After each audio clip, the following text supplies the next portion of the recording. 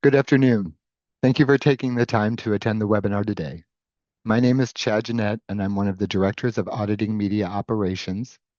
The objective today is to share not only the details and advantages of the cross-channel audience report, but its roots in an evolving media landscape. Joining us today is Scott Cunningham, Fractional Chief Product Officer, who will kick the meeting off with some insights surrounding a changing marketplace. Scott?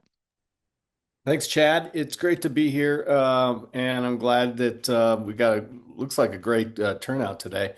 I want to talk through a little bit about the changing landscape and some of the opportunities we're working on here around this report. Give you a little bit of the what and the why around this before the team and Chad in particular kind of gets into the how on that front. So I thought it was important for us to just kind of lay the land and give a little bit of context around all of this. So let's go to the first slide if we can. So, obviously, you all as publishers are diversifying your revenue. You've been on this march now for the last 20 years, starting with websites into mobile apps. Many of you have activated newsletter and audiences around that. And what's really fascinating about, even elements of social media, and some of you actually are dabbling in turning some of your writers and your journalists and your reporters into creators on social media, right? So you are constantly evolving. We're also very sensitive and cognizant around, how it is you are looking at your traffic across all of your digital properties and assets. And, quite candidly, what we want to be able to do is help you articulate those rolled up audiences, in which case you're trying to monetize against. But first and foremost, when we think about then all of these different channels by which you are trying to promote your content and then grow your customer base, we also recognize that there's very differing levels of consumers. And so it could be that you have podcasts and you know who those users are. It could be that you have newsletters and you know who those users are. In some cases, though, you might have a website and you do not know all those users. But we want to make sure that even those anonymous users we're counting as traffic against those things. So if we can, let's go to the next slide here, Chad.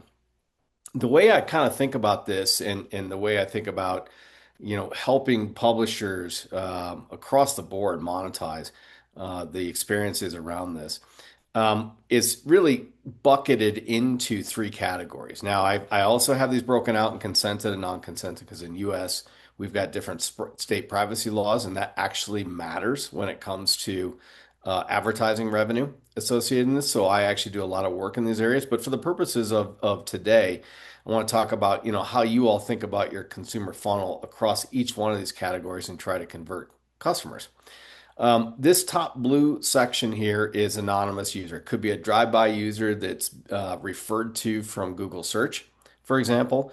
You don't know who they are. You haven't converted them into a registered user, but you're able to monetize them. And the way the ad systems work, you are able to monetize them. It might be that a brand knows who this user is versus you.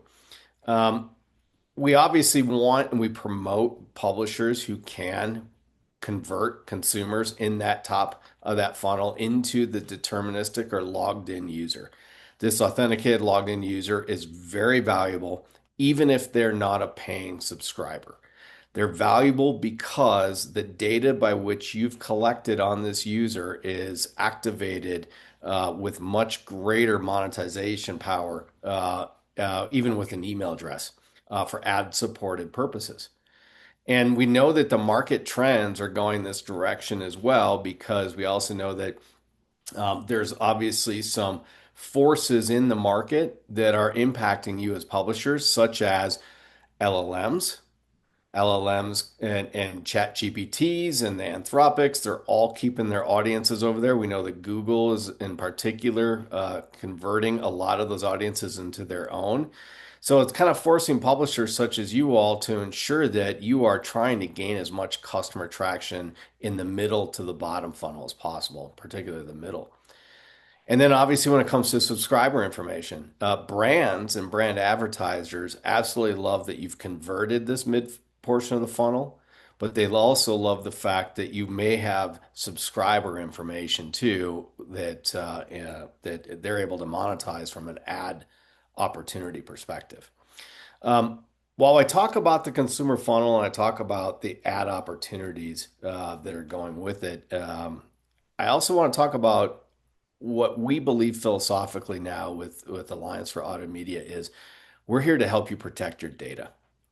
This is actually fundamentally important because the way the web has operated is that measurement against your audiences, against your viewable or media investment impressions has largely been measured without your ability to control it. It happens by content scraping, and any of you who are sitting in your publisher houses now having conversations around all of the content that's being fed over to the LLMs, been fed over to the Google, you know what I'm talking about. These are scrapers. This is important because they also extract audiences. And so we are very sensitive here to make sure that we're helping you protect your audiences, but then also provide the appropriate reporting and assurance to the brands who are activating their media investments against your audiences. So let's go to the next slide here, this last slide. And I just want to talk about this a little bit in that what are advertisers expecting? Well, look, I've heard from advertisers now, and we do have an advertiser board. We're increasing the brands on that board. We have all the agency holding companies, and I have a steering committee that I meet with once a month, and we talk about these things. What is it there that they need? But I'm also sensitive, as I mentioned, that what is it there that we can provide them while protecting your data? And obviously, the web is probably the biggest offender against these things, but your ability to protect your audience data in newsletters, in podcasting channels, and maybe even social media channels, even mobile app, and the way publishers are moving towards web, you're starting to lock things down because of the erosion around, again, LLMs. And so, with that, what can we help the advertisers expect? Well, they're looking for authenticated, verified audiences. While you may not have control right now over measurement of the web, you do have control of your data in other channels and increasingly web. And what brands are asking us to do is work with you to validate your audiences, to look at your collection and your CRMs, your loyalty rewards programs, your ad servers, and that is the assurance we can provide those brands by also, though, helping you making sure your data does not leave the house on that front. Okay. That's really important. Cross-channel reach. They would love to see the cross-channel reach straight into their activation and planning systems now. I think that we haven't talked about this in a long time as an industry and publishers, but how is it that we can take one of your brands, give them the cross-channel data right in their planning system, and then activation? This is not like print, digital cross-channel. It's planning and activation almost in real time. So how is it that we can give the brands and the buyers the confidence that the rolled up information, the rolled up audience cross-channel, the deduplication of that is actually giving you the benefit of the doubt of how you've collected these audiences and reporting out on them?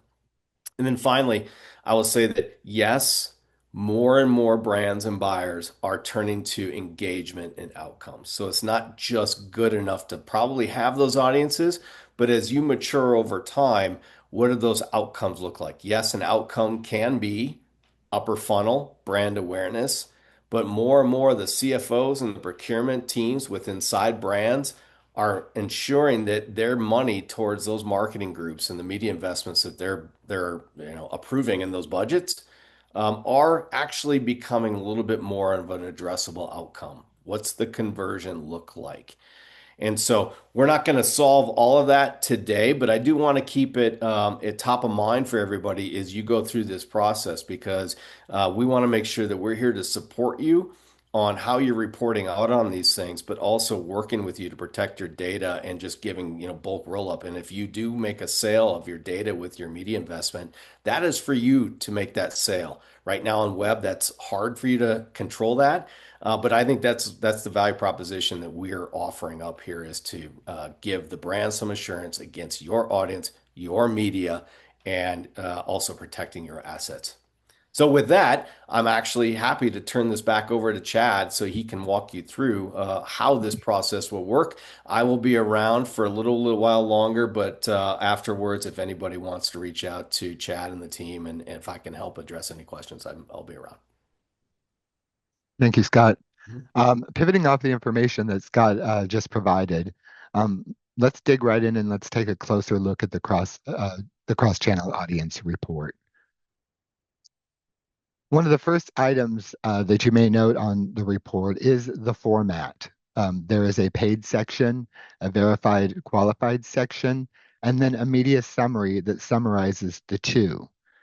Another item of note is the audience metrics are reported as gross. It is only in the unique audience lines where an unduplicated count of subscribers and authenticated users are reported. So what channels can be included on the cross-channel audience report? Website and apps, digital editions, your traditional print, digital access platforms such as Apple News, newsletters, events, and webinars. Some of this is the first real opportunity for you to showcase these channels. So the advantages, benefits to the publishers, which Scott spoke to, and as well as from the advertising media buyer side. First, benefit to publishers, the accounting of both digital and print. In traditional reporting, publications have had to make a choice of whether or not they would report a bundled subscription in either digital or either in print, but not both. This report opens that door to reporting them into each category. Also, the report highlights the full audience across all the channels that you elect to report. Also, you will notice some changes in terminology. This is to align with terms used in the industry. And also, for the benefit of the publishers, is a solution for challenges with current AAM rules for digital reporting. From the buyer side, understanding a media company's total audience, and not only the total audience, but to bullet point number two, a specific channel if they're wanting to look specifically, at events or at, webinars that you may be having, or a combination of all of it. It is available to them through this report. So let's take a look at the report in detail. Um, there is a simplification or streamlining of this report in comparison to other AAM reports. And I'm going to start with the blue box in the middle. Everyone here should be familiar that under print paid circulation, that there are typically subcategories associated with that reporting. In an attempt to streamline and make a more simplistic approach, subcategories will not be reported on the cross-channel audience report, instead streamlined into one category and one medium. So paid print. So you may have some partnership paid deductible, single copy, sponsored, any of these categories. However, when reporting on the cross channel, it is simplistic and streamlined under one category. Is it print or is it not? The same in the verified qualified space. You're all traditionally used to seeing these in the consumer world as once again a subcategory breakdown. The same thing, streamlined under print, under verified. No further breakdown of these is necessary. This still gives an accurate view of the channel. Now let's look in the digital space. The digital circulation, first of all, an opportunity to report digital non-replica, formerly known as digital non-replica. Now we're referring to it in the industry-wide term, which is desktop mobile app. This is an opportunity for those of you who have never really reported that this type of circulation to include it on the cross channel. Um, and as I spoke to on the previous slide, again, in the digital world, in the paid digital world, there are subcategories that traditionally are reported.